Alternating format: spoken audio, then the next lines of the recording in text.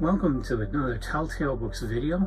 I'm Greg, and I'm continuing my Frances Stevens series with her 12th published work, by my reckoning, a short novel titled Claimed. We are Telltale Books, bringing you the best in literature, literary topics, and graphic design and bookmaking. If you want to support us, you can find us on Etsy and Pango, where you can find gently used, rare, and even top quality used books. And if you like this video, be sure to hit the like button, the subscribe button, and maybe even that bell to be notified when new videos go live. Thanks for joining us. For those of you in a hurry, I've been trying to remember, and sometimes forgetting, to do a quick synopsis, quick judgment of the story so that you can get what you need and get out. Because I look at my analytics and I notice that most people don't stick around to the end. So you're missing a lot of good stuff that comes later. So I wanted something that would be quick, in and done, and go and read it because it sounds good, for the people that aren't going to sit through a 10, 15, 20-minute video.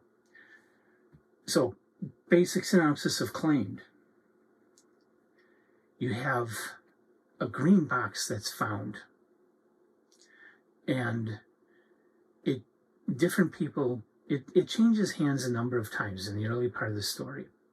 They buy it or they steal it, or the original person finds it, but people who come into possession of it seem to go mad until it comes into the possession of this very wealthy industrialist and his daughter and his doctor. And they are then actually kidnapped and taken on a ship to a strange place. And that's when things get interesting.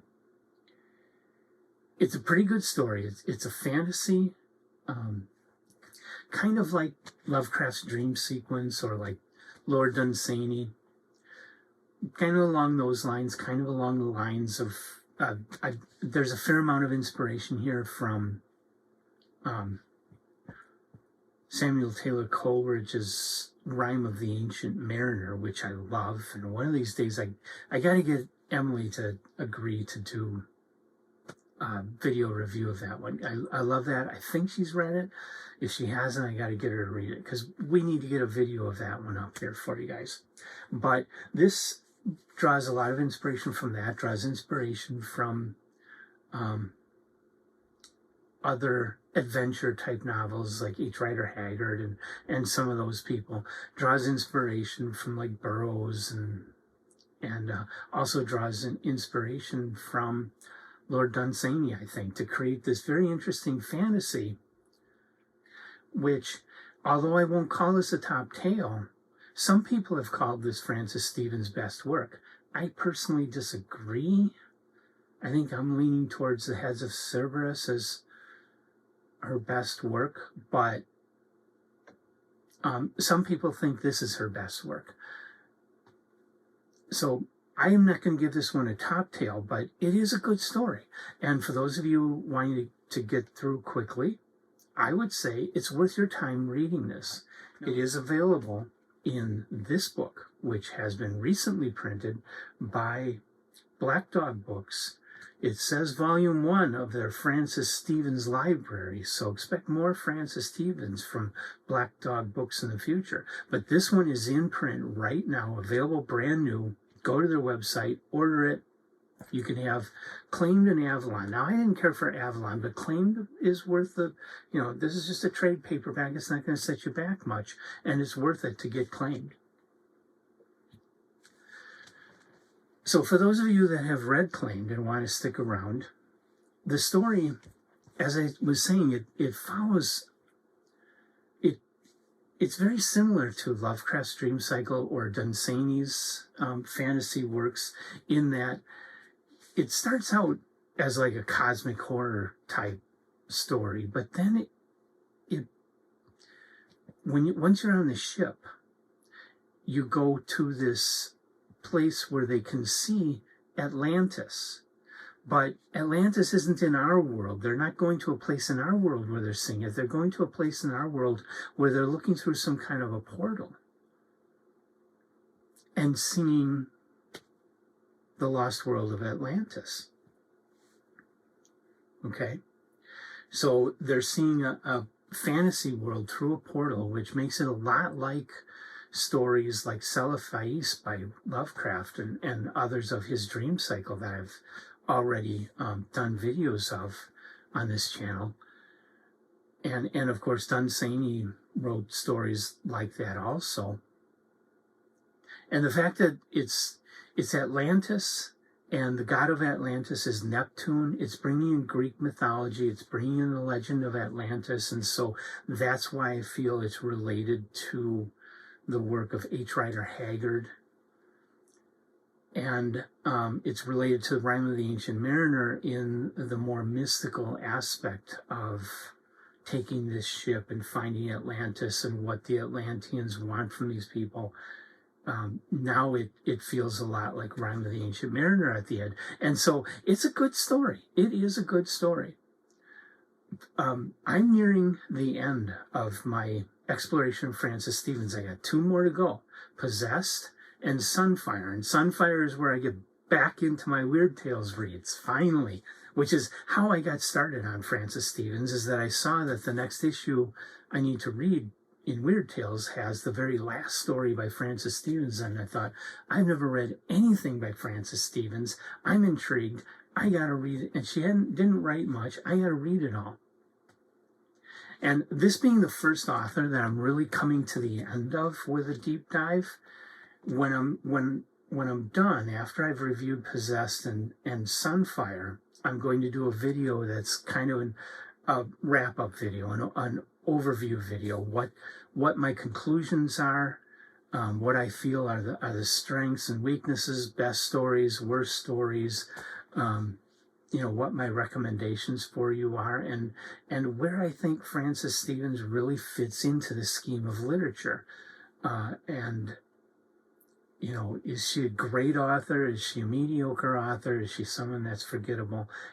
Or where on the scale does she fall? And, just give a general overview of everything Francis Stevens that I've experienced and what I've learned from doing this deep dive. And my plan is to do that for every one of the authors that I'm doing deep dives on. So probably the next one that I'll finish would be, I think, Austin Hall. Either Austin Hall or Homer Eon Flint. One of them, I think, will be the next one that I wrap up. So that's what I'm doing here. And so for the individual story here, for Claimed, good book, good fantasy, recommended a lot. Claimed has been reprinted quite a lot in famous fantastic novels, and other publishers have done it. This is just the most recent. So once you've read it, or if you've already read it, come back here and leave your comments, or leave your comments right now if you've already read it. I want to know what you think of it.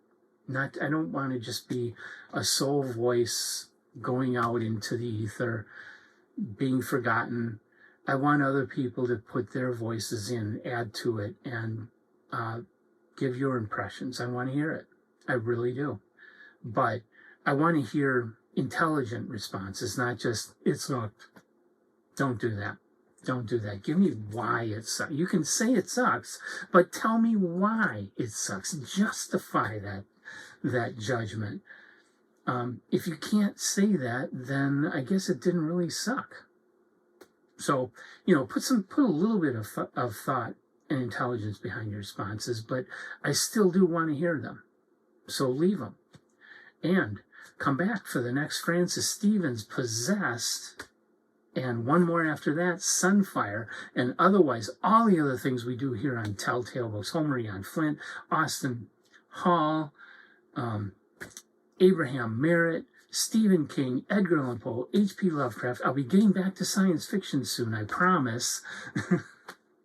I am kind of doing some science fiction. I'm going through that new collection by Jonathan Lethem, and so far I've been really enjoying it. And I also November is Dino-Vember for other booktubers, and I don't normally join into those things because I usually have all these other things that I'm trying to get on my channel and just don't have time to participate in those things. But this month I made time, and because I was watching one of the Dino-Vember reviews of a series of novels that have dinosaurs in them by Robert Sawyer, I believe it was, and the description of it didn't sound exactly like this book that brought to mind, but for some reason it made this book pop into my mind. It's one that was published in Analog magazine way back in 1981. It's called Dragonstar. It's by David Bischoff and Thomas F. Monteleone.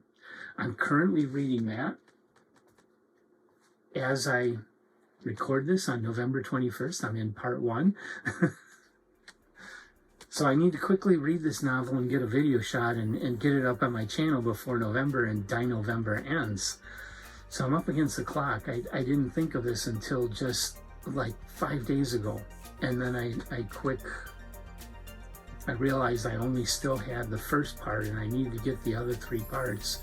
So I found them online and got them, and they're here. And so now I'm busy reading it, and I will be reporting on that. And I hope you'll join me for that. Also, join me for all the videos we do. We do so many different things, all related to books and literature here on Telltale Books. And come on back. I'm going to be here.